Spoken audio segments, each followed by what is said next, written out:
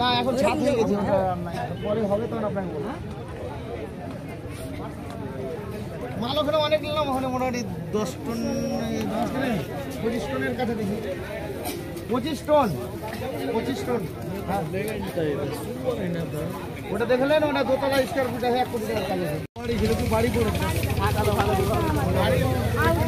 জায়গা 5 কাঠা ঠিক আছে।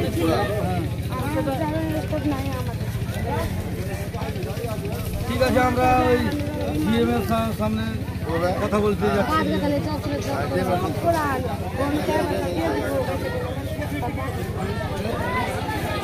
ঠিক আছে, আমরা ডিএম এর কাছে যাচ্ছি, আলোচনা করবো, দেখবো পরে বললো তুমি খোঁজ খবর নেবে। হ্যাঁ ঠিক আছে, চল 3টার সময় চলো।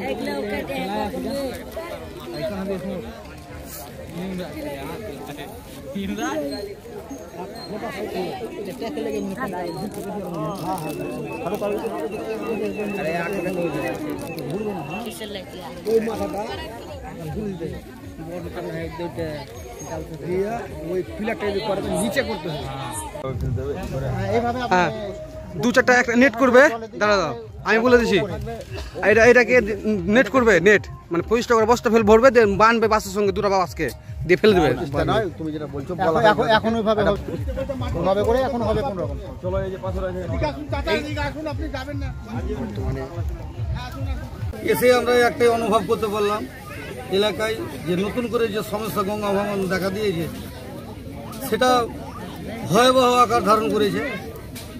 এর আগে পূর্ব যে বাঁধাটা ছিল সেটা আমাদের ইউপিএ 1 গভর্নমেন্টের হাত ধরে করা হয়েছিল, সেটা পার্মানেন্ট।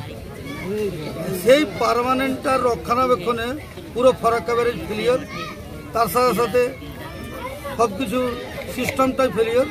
তার জন্য আবার নতুন করেও যে ভাঙন দেখা দিয়েছে, এই ভাঙন দেখা দিয়ে মনে হচ্ছে আর একে রক্ষা করা যাবে না। তাই আমরা এলাকাবাসীর কাছে আশ্বস্ত করার জন্য আমাদের দলের পক্ষ থেকে আমরা এসেছিলাম এবং ব্যারেজ কর্তৃপক্ষের সঙ্গে আমরা কথা বললাম। উনি আমাদেরকে বেলা 3টার সময় টাইম দিলেন। আমরা যাব 3টার সময় আমাদের কংগ্রেস দলের প্রতিনিধি দল গিয়ে আমরা ফিজিক্যালি ওনাকে এনে প্র্যাকটিক্যালে দেখাবো যে না, এলাকায় জলযন্ত্র সমস্যা দেখা দিয়েছে, তারই যেন স্থায়ী ব্যবস্থা হয়, তারই আমাদের দলের পক্ষ থেকে চেষ্টা থাকবে।